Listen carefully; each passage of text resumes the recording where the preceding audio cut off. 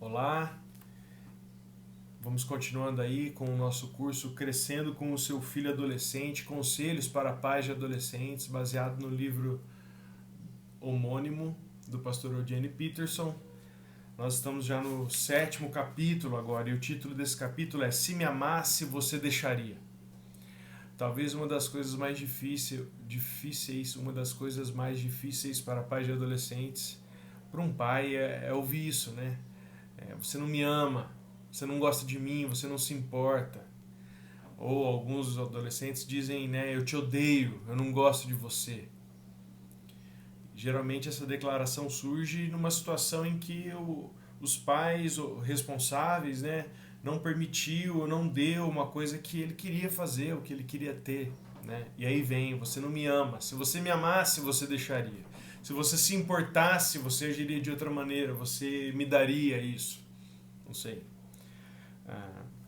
Os pais não duvidam do amor deles pelos adolescentes, do amor deles mesmos, né, pelos adolescentes. Tem muita experiência acumulada aí. Se a gente está falando de pais de adolescentes, a gente está falando de alguém que passou de 12 a 16 anos, cuidando de outra pessoa, de um jovem, né? Foram noites mal dormidas, foram momentos de socorro, quando acontece algum acidente, e corre para o hospital e fica do lado durante a noite e sofre junto quando vê o filho sofrendo, uma nova escola, primeiro dia na escola, que pai que não chorou.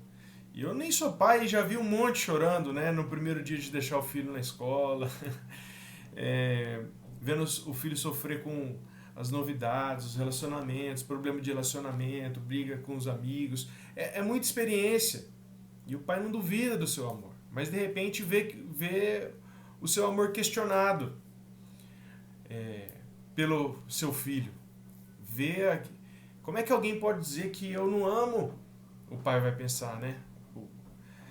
Como é que ele pode dizer isso, que eu não amo? O tanto que eu cuidei, o tanto que eu me esforcei, o tanto que eu me sacrifiquei. Eu lembro de quando Jesus está no barco lá com os discípulos, Jesus está tirando um cochilo, está rolando uma tempestade, e os caras acordam Jesus e falam assim, Jesus, você não se importa que morramos? Né? Jesus, eles estavam perguntando se Jesus não se importava com eles, né? Eles não sabiam ainda que Jesus ia morrer por eles, né? Então por isso que eles fizeram essa pergunta, mas aí o filho fala, você não se importa comigo, você não me ama. Aí você pode pensar assim, mas como assim ele está falando isso?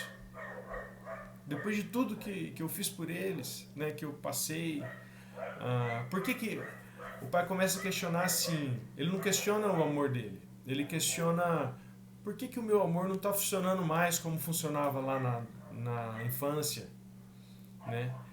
Por que não está surtindo mais efeito? Parece que não é suficiente mais, né? Por outro lado, os jovens e adolescentes... Só um minutinho que minha cachorra está latindo aqui. Eu vou pausar, peraí. Voltei. São os percalços do home office. Por outro lado, os jovens, os adolescentes, eles... até então, na infância, a experiência deles de amor era ter as necessidades deles sendo supridas. A experiência básica da infância era ter as necessidades básicas supridas pelos pais, né? Então, necessidade de alimento, de moradia, de amor, de diversão, tudo era suprido pelos pais. Mas agora os adolescentes começam a ter outras necessidades, né? Eu anotei algumas aqui, ó. Surgem outras necessidades de se expressar, de ser eu mesmo, né? De ser ele mesmo. A gente já falou sobre isso, sobre identidade. De tomar decisões pessoais, de exercitar a força de vontade. Então são outras necessidades. E na experiência dele de amor, ele experimentava os pais suprindo o amor, as necessidades. E de repente ele tem outras necessidades que começam a não ser supridas mais pelos pais. Porque os pais também na experiência de amor era de doação. E agora o que eles estão oferecendo não é mais o que os adolescentes precisam. E aí rola esse embate, esse problema na comunicação aí, e é aí que surgem os questionamentos. Quem ama quem? Quem que não ama quem? Você não me ama, mas lógico que eu te amo. Não, mas se você me amasse, você não agiria dessa maneira, e assim vai. Os jovens, vou ler o que o pastor Eugene Peterson escreveu aqui, os jovens, acostumados a ver suas carências atendidas pelo amor paternal, e os pais, que viam seu amor fazer diferença na vida de seus filhos, ficam todos infelizes. Essa é uma experiência comum no período da adolescência e de pais de adolescentes. A tradição cristã, para ajudar, nos ajuda ao falar sobre o amor. Ela fala de, olhando para a Bíblia e para a experiência, ela fala de 4 tipos de amor. O pastor C.S. Lewis, inclusive, tem um livro que chama Os 4 Amores. E ela fala de 4 tipos de amor que nos ajuda a entender aqui esse processo. O primeiro tipo de amor é o simples afeto. É o amor natural. É o que não precisa fazer nada para acontecer. É natural. E o pastor C.S. Lewis vai dizer que esse amor-afeto, ele esconde, na verdade, uma oferta e uma demanda, uma simbiose. Tipo assim, eu tenho isso para oferecer e você precisa disso. Então, afeto, natural. Né? Então é a necessidade e a doação. O amor, necessidade e o amor, doação. Então, com os pais, filhos, pais e crianças, na época das crianças, isso é natural. Os filhos têm várias necessidades e os pais têm o que doar, têm vontade, desejo de doar. Então esse afeto acontece naturalmente. A doação, né, é natural. Então essa simbiose acontece. Então tem afeto. Na infância tem afeto e esse afeto vai se desenvolvendo. Mas acontece aquilo que a gente já falou. Os jovens começam a ter outras necessidades e os pais ainda estão lá doando e querem doar aquilo que eles doavam antes, na infância. E aí esse afeto começa a falhar. E aí começam a haver as brigas, as discussões e os questionamentos. Então esse amor-afeto na adolescência começa a falhar entre pais e filhos. Um outro amor, o segundo amor, vou chamar aqui de segundo amor, é o amor-amizade. Esse amor-amizade, é o filéu, né, no grego, ele é o amor entre iguais, de amigos mesmo. E ele ele acontece na reciprocidade. Então, é o amor de amigos de futebol, de vizinhos que também têm filhos adolescentes, sabe? É o amor entre iguais, pessoas iguais, e acontece na reciprocidade de amigos. Entre pais e filhos na infância, isso acontece por meio, o pastor Eugene Peterson chama assim, da fantasia. O que isso quer dizer? Quando os pais entram no mundo dos filhos vão lá brincar de hominho, né, de carrinho, de boneca, e vira criança para brincar com os filhos, né? Ali acontece a amizade. E também quando os filhos, eles se vêm fazendo tarefas dos pais, tipo assim, vão ajudar em casa, se vê trabalhando, né? Tipo assim, lavando a louça, ou fazendo alguma coisa assim, ou ajudando o pai. Outro dia eu ouvi alguém, né? Ouvindo minha aula da pós, e uma pós-graduação, uma aula sobre empatia, e falando que crianças que vêm, por exemplo, fizeram uma pesquisa, os pais tentando colocar um livro numa prateleira e propositalmente não conseguindo. E os filhos bebês de 6 meses, acho que de 1 ano, ali olhando, não andava ainda, pessoal, eu não tive filho, eu não sei qual que é a idade, ainda não andava, era bebê, engatinhava. Ficava olhando ali e ao ver que o pai não estava conseguindo, ele ia engatinhando e pegava um livrinho pequeno e tentava colocar. Então essa ideia de tá aí a amizade, na reciprocidade, né? Quando o filho entra no mundo do pai e o pai entra no mundo do filho.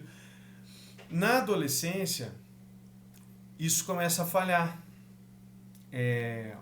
Por um lado, é preciso, né? A gente já falou sobre isso, pais que querem ser amigos dos filhos e só serem amigos, tem que lembrar que os adolescentes ainda estão em processo de amadurecimento, eles precisam mais do que amigos, eles precisam de amigos, mas precisam mais do que isso, eles ainda estão aprendendo, precisam de direcionamento, de direção, eles ainda têm necessidades que ele precisa que alguém supra, né? Tipo assim, então começa a falhar, mesmo porque agora os adolescentes começam a buscar amizade, esse amor filéu, esse amor amizade, nos seus iguais, em outros adolescentes. É a formação dos grupinhos, da turma, nem sei como que chama.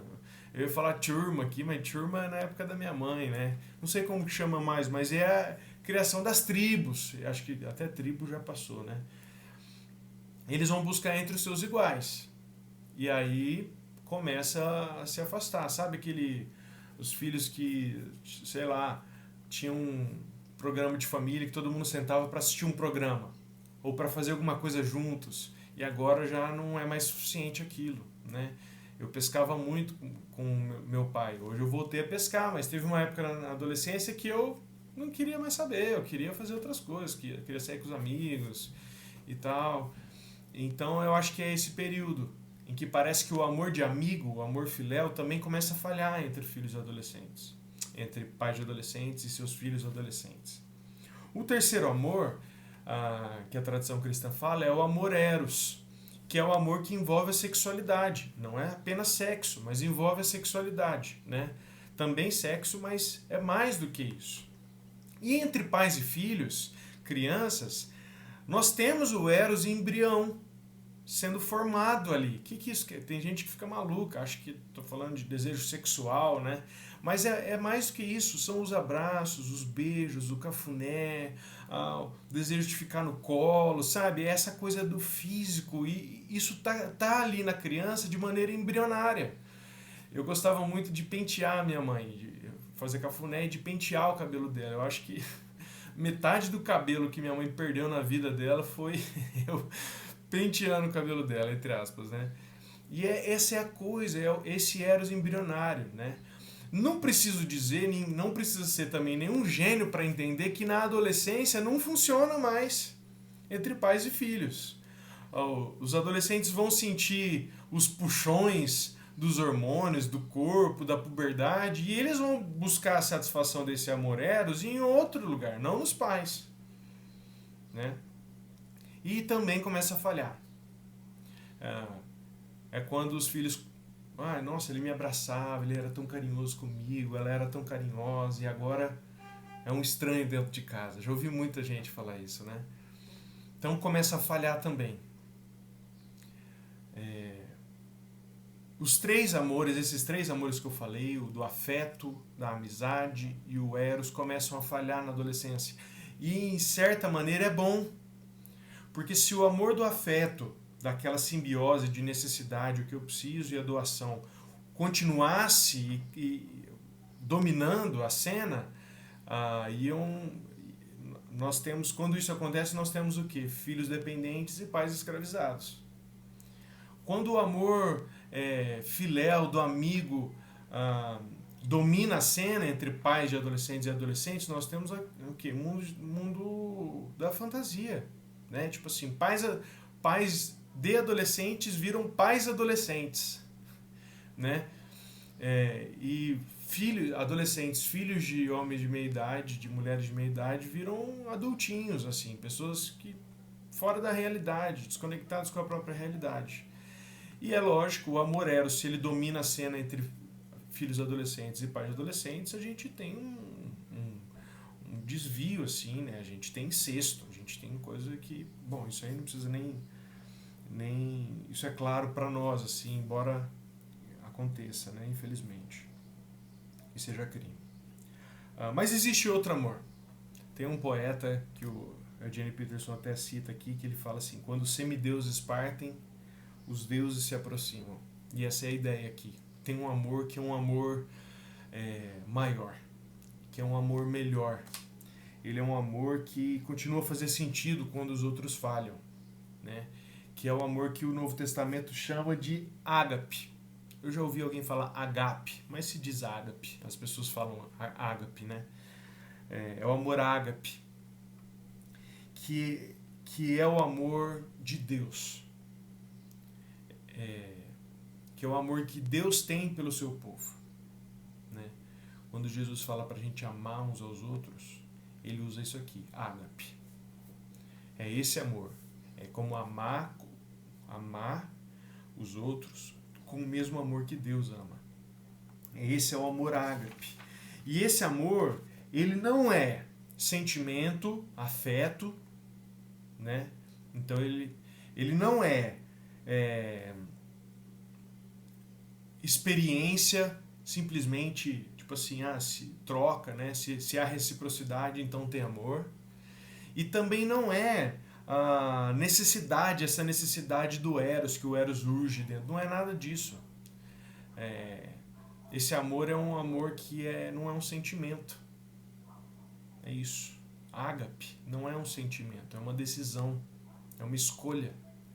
Então, olha só, enquanto o Eros, o filéu, que é a amizade, e o afeto, eles podem falhar e eles sofrem intensidade, tipo assim, nossa, eu tô muito amigo, tô pouco amigo, muito afeto, eu quero ficar sozinho, eu tenho muita urgência sexual, assim, eros, e eu tô na minha.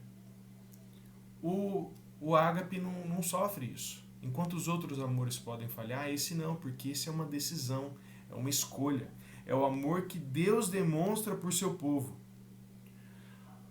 Todo o esforço para manter os outros três amores, eles acabam falhando, né? O que mantém, por exemplo, casamentos? É a paixão?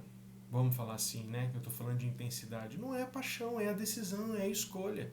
É a escolha que foi tomada lá atrás e que fala, mano, eu vou honrar ou não essa escolha. Eu vou manter ou não a escolha que eu fiz lá atrás. O amor ágape é isso, é uma escolha. Então ele é mais maduro. Ele é o caminho para a maturidade. Com o ágape, os outros amores, eles amadurecem também de maneira saudável e sadia. E é esse o amor que nós devemos nutrir e nos esforçar e aprender com eles. E aprender com ele, né? E permitir que os outros amadureçam com esse amor. A gente faz lá na nossa comunidade, eu já estou encerrando, um rito de passagem para os juniores, que é quando sai das crianças e vão para os juniores, que é ali um limbo de 2 anos que a gente põe antes de ir para o grupo dos adolescentes, né? E a gente faz um rito de passagem com os juniores. Às vezes a gente faz ele fazer o próprio leite, ou arrumar uma cama lá, arrumar a própria cama e tal. Mas eu acho que a gente devia fazer um rito de passagem com os pais de adolescentes. Ali por volta da mesma idade, 12, 13 anos, a gente devia fazer um rito de passagem com os pais de adolescentes. Em vez de, enquanto os juniores lá, os pré-adolescentes, que a gente chama de juniores, arrumam a própria cama, fazem o próprio leite, eu acho que os pais de adolescentes, um bom rito de passagem seria ler e refletir 1 Coríntios 13, que é um trecho ali do Novo Testamento, de uma carta de Paulo, em que ele descreve o amor, né? O amor ágape. E eu vou ler para vocês. E essa é a ideia, esse é o amor que o pastor Eugene Peterson propõe que você nutra com o seu filho adolescente. Ele diz assim: ainda que eu fale as línguas dos homens e dos anjos, se não tiver amor, serei como o sino que ressoa ou como um prato que retine. Ainda que eu tenha o dom de profecia e saiba todos os mistérios e todo o conhecimento e tenha uma fé até capaz de mover montanhas, se eu não tiver amor, nada serei. Ainda que eu dê aos pobres tudo o que possuo e entregue o meu corpo para ser queimado, se não tiver amor, nada disso me valerá. O amor é paciente, o amor é bondoso, não inveja, não se vangloria, não se orgulha, não maltrata, não procura seus interesses, não se ira facilmente, não guarda rancor. O amor não se alegra com a injustiça, mas se alegra com a verdade. Tudo sofre, tudo crê, tudo espera, tudo suporta. É esse amor aqui que os adolescentes precisam. É esse amor aqui que vai nutrir essas novas necessidades que os adolescentes agora têm. Esse é o amor que Deus tem por nós, que Ele deseja que nós tenhamos pelos outros e que os outros precisam, e nós estamos falando de adolescentes, né, que os adolescentes precisam. Eu convido você, faço esse desafio, a ler 1 Coríntios, capítulo 13, eu li do versículo 1 até o versículo 7. Faça isso, leia na sua casa e pensa, o que esse texto, essa descrição do amor pode me ajudar no meu relacionamento com os meus filhos, com o meu filho. O que você encontra nesse texto, a pergunta que o pastor propõe, o que você encontra nesse texto que é importante para estimular e moldar o crescimento do seu amor pelo seu filho e sua filha? Pensa nisso, reflete também sobre como você tem exercido seu amor. De repente você está querendo amar como você amou o seu filho quando era criança, né? Reflete aí onde isso não tem funcionado, por que não tem funcionado mais. E reflita também em 1 Coríntios 13 e vamos para cima, vamos aprender a amar os filhos adolescentes, tá bom? Deus abençoe você, até semana que vem, tchau!